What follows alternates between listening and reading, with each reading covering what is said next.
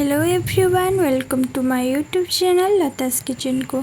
आज मु दही को नहीं एमती गोटे रेसिपी शेयर करी जोटा कि खूब सहजरे और कम समय रे दही रे नुआ स्टाइल रेसिपी को आपण माने प्रस्तुत करें।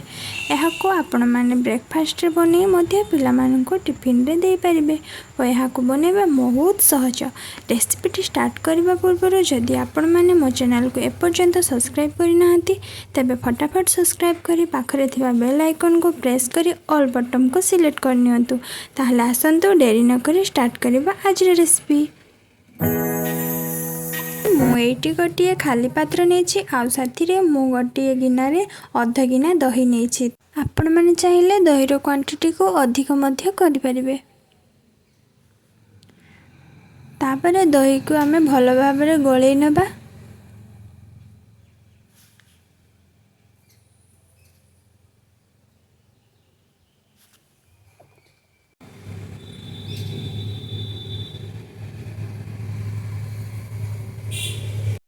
दही को गले सारा पर पुणी से अध गिना सुजी ऐड करुछि।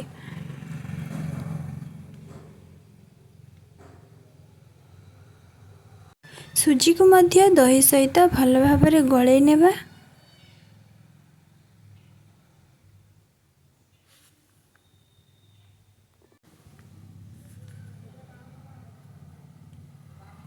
सुजी दही सहित भल भाव गले हो गला पर से फुल गिना एठी मु चाउल चूना को ऐड करी। चाउल चूना को ऐड करबा परे चाउल चूना को मध्य सुजी और दही सहित भल भाव एठी गोळे नेबा।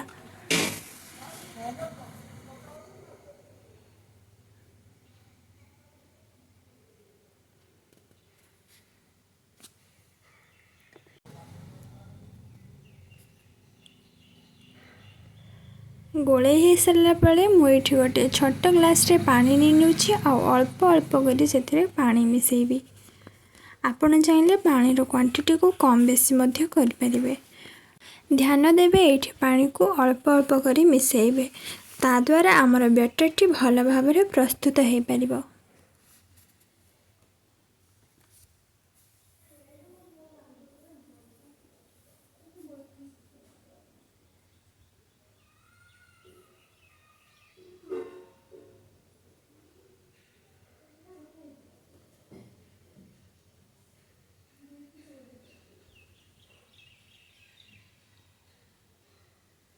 देखिपे मुझे किपर भाव अल्प अल्प पानी ऐड करुच्ची आ तापर बैटर टी को भल भाव प्रस्तुत करुच्ची।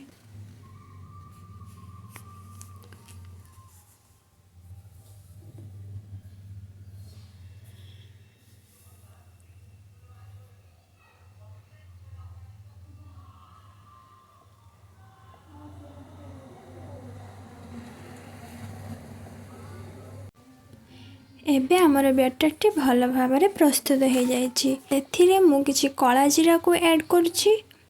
आपण माने चाहिले जीरा भी मध्य ऐड कर परिबे।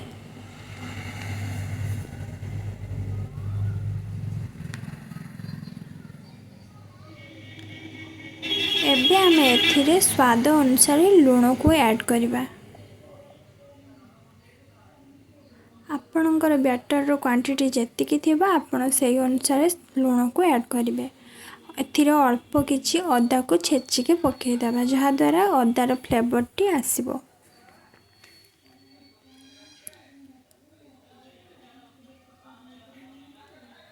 परे एथिरे अल्प टिके चीनी पकेइबा।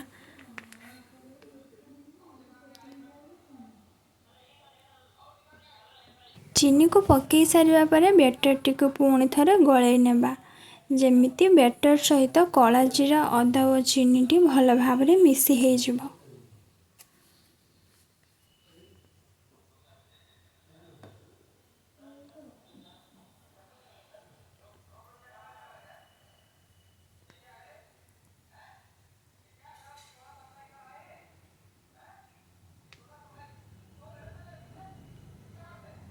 एबे आमर बैटर टी प्रस्तुत हो जाइछि। एबे मु सेथिरे अल्प टिके लंका गुंड को ऐड करिबी। आपण माने चाहिले एथिरे कंचा लंका को मध्य काटिके पकेई पारिबे। पुणी थे बैटरटी को गलई नेबा। एबे मते टिके बैटरटी बहलिया लागला सेतिपई मु टिके पानी ऐड करली।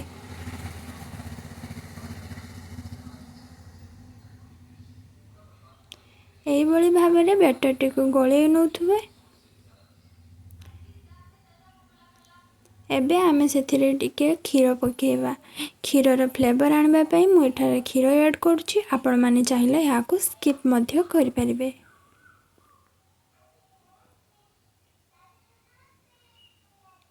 पुणी थरे आमे हमर बैटरटी को गलई नेबा।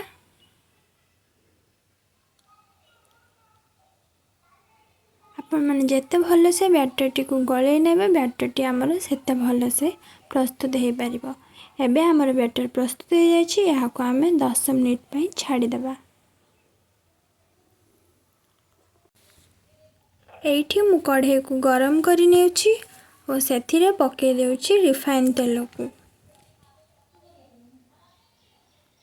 तेल भल भाबरे गरम हे जिबा परे हमर पूर्वर प्रस्तुत करी रखिथिबा बैटरटी को आमे हाथरे नै तेल रे अल्प अल्प करी छाणीबा।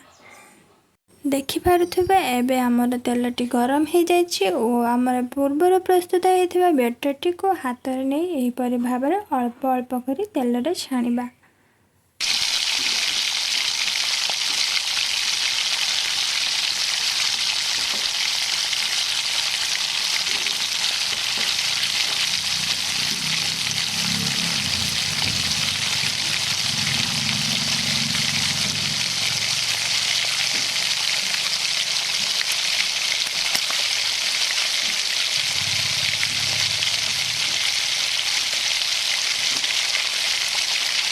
मुझे अधिक तेल रे पकईकि छाणुचे। आपण माने चाहिले अल्प अल्प तेल रे पकईकि छाणी पारिबे।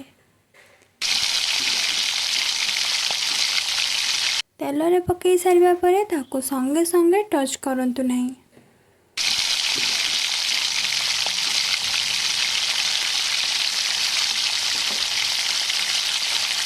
गोटे साइड गोल्डन हे जिबा परे आपण माने ताको उल्टेई पारिबे।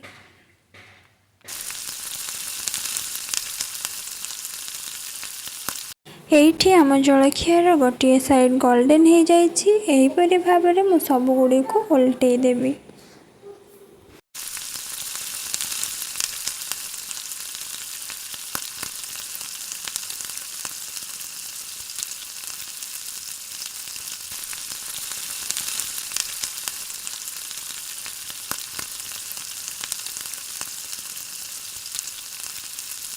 देखंतु मु जलखिया को 2 ରୁ 3 मिनिट पर्यंत मीडियम फ्लेम रे छाणीबा परे जलखियाटी दुई साइड रू भल भाबरे हे जाइछि। एबे आमे ताको गोटे प्लेट रे बाहर कर नेबा। एही परि भाबरे बाकी जलखिया को मध्य आपण माने प्रस्तुत कर नेबे।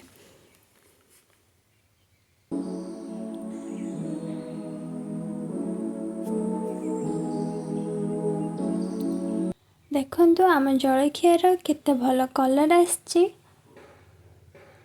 आ सेटा बहुत क्रिस्पी मध्य हेछि।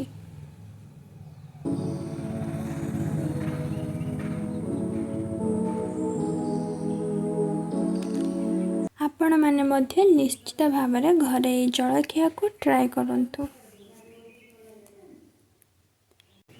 एबे हमर दहीरे तैयारी टेस्टी जलखिया प्रस्तुत हो जाइछि। तेबे आशा करछि आपण मानकु एही रेसिपीटी निश्चित भाबरे पसंद आसीथिबो। तेबे भिडियोटी भल लागिथिले भिडियोटी को लाइक शेयर करने को केबे हेले भूलंतु नहीं। आज पाए रहिले नमस्कार। पुणी देखा हबो आउ एक नुआ रेसिपी सहित आउ एक नुआ भिडियो रे।